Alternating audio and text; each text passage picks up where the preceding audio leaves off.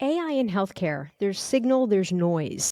How do you quiet these and see a path forward? Yeah, the signal to noise ratio is an ironic question because ultimately that's one of the beautiful qualities of computer vision, the area that we are in of domain of AI or machine learning, where it recognizes patterns. It's a pattern.